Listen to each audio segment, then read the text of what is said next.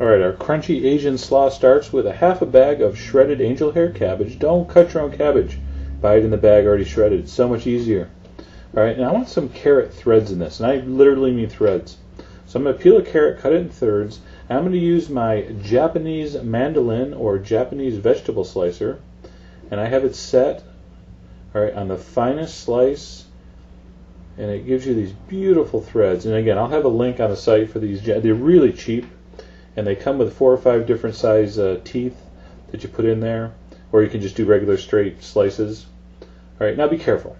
Okay, carrots are cheap, so don't go too close. Carrots are way cheaper than fingertips. Okay, so don't try to go down too far. And in fact, what the heck, use the guide that comes with it. So I sliced up almost all 3 of those pieces of carrot, and again, it just makes these just really delicate thread. If you have to use a vegetable grater, but see how nice that is. All right, that's the difference between like, wow, that's great, and yeah, it's okay, it's got carrot in it. All right, so toss that up. All right, and here is the secret ingredient: Daikon radish sprouts. You can find these at those, funkier grocery stores, where the people in the Birkenstocks shop. All right, they even have. In fact, I got this in a major supermarket, so these are not that hard to find. Go to the bean sprout section. What they are is they're actually baby radish plants grown hydroponically. In fact, they come. You see, they come with the seeds that were at the bottom of that package. And I mostly like the tops. I cut them about halfway up, and they have a really nice spicy radish flavor, almost like a horseradish type flavor. So I really like them in this Asian slaw, especially since normally I serve fish on top of this. So I really think it's a really cool product.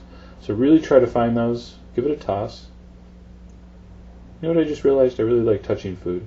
Okay, now let's make a little dressing here.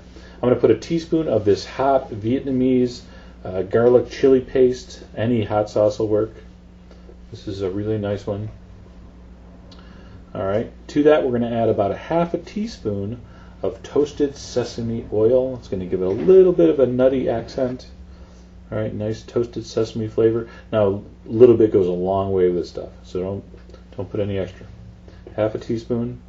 And then what gives it kind of the sweet and sour dressing here is going to be 3 teaspoons of seasoned rice vinegar. Now, you've heard me say this before. Seasoned rice vinegar already has sugar and salt in it.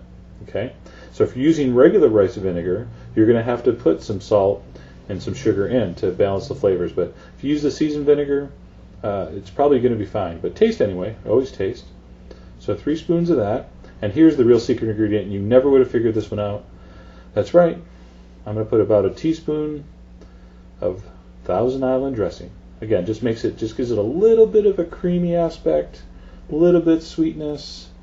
Works nice. Okay? Don't feel bad. I gave you permission to use it. Give that a toss. And again, this salad, it doesn't really have a dominant characteristic. It's not really sweet. It's not really hot. It's not really salty.